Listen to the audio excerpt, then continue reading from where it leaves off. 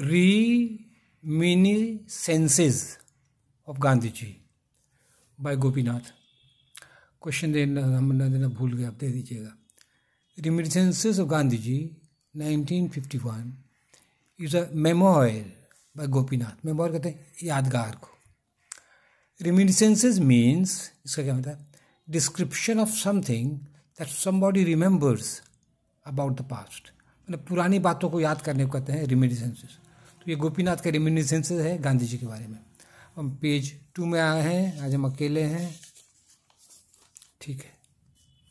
Gopinath remembers Gandhi ji in the above book of 218 pages. किताब जो है ना 218 पेजेस का है। ये क्या कहते हैं, तो इसका हम लोग को लिखना है समरी।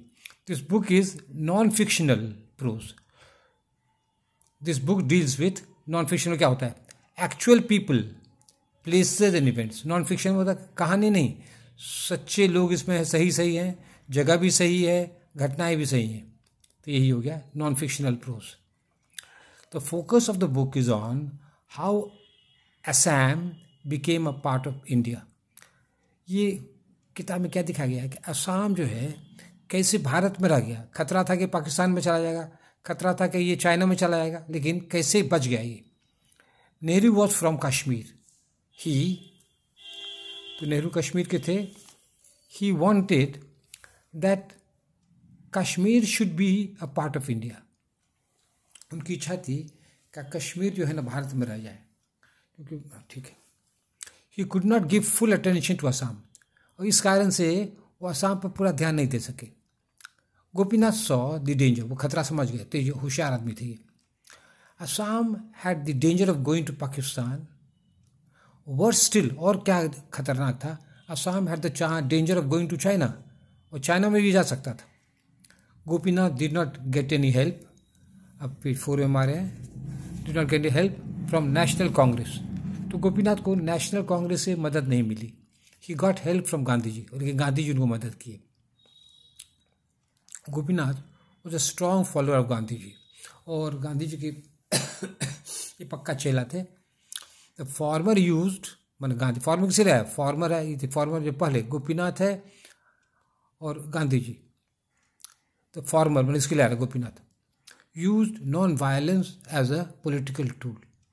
औजार में क्या किए? अहिंसा को अपनाए, ठीक है। Because of non violence India gained, page 5 में हमारे हैं, पेज 5 कहाँ है मेरा? गेन्ड, हाँ यहाँ पे पेज 5 को फोकस करना है। हाँ गेन, हाँ ठीक है। Gain the sympathy of the world. अहिंसा के कारण दुनिया के लोग भारत को अप्रिशिएट किए, बोले नहीं ये सही रास्ता है। कौन? अमेरिका सपोर्ट किया इंडिया को, रशिया सपोर्ट किया, और देश लोग भी भारत को इसलिए सपोर्ट किए क्योंकि भारत अहिंसा के रास्ते से लड़ रहा था। The British had to quit India in 1947, और अंग्रेजों को 1947 में भारत को छोड़ना पड़ा। तो ये क्या जोड़े हैं? Divide and rule. The makers of this policy wanted to divide India into 1000 little countries. तो डिवाइड एंड रूल वाले क्या चाहते थे कि भारत को हजारों देश में बांट दो। But the wise man made only 2 divisions. लेकिन होशियार लोग सिर्फ 2 ही भाग में भारत को बांटे, इंडिया एंड पाकिस्तान। अब हमारे पेज 5 में आ रहे हैं। पेज 5 में बैक टू पेज 5, मतलब बैक टू पेज 5 यहाँ है। आंसर लिखना कठिन है, समझे ना।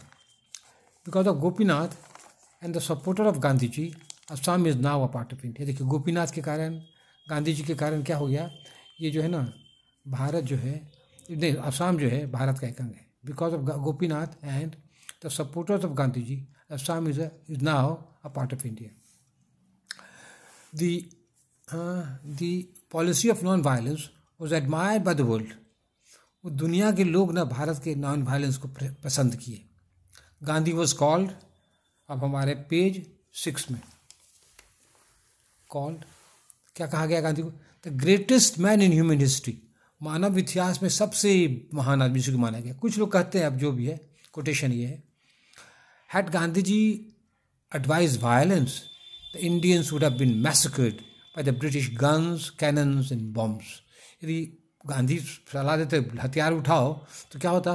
भारतवासियों को अंग्रेज तो बंदूक से, तोप से, बम से विध्वंस कर देता। लेकिन थैंक्स टू गांधी जी उन्होंने वायलेंस अपनाए और बहुत कुछ लोग मरे, लेकिन उतना नहीं जितना कि American war of independence, French revolution मरे, उतना हम लोगों ने मारकाट नहीं हुआ। तो कुछ हो गया। अच्छा, अब कह रहे हैं पेज 7, तो पेज 7 हमको जाना है। अब देखिए, Netaji slogan was give me blood I will give you freedom. Subhash Chandra Bose का क्या नारा था? हमको खून दो, हम तुमको स्वतंत्रता ला देंगे।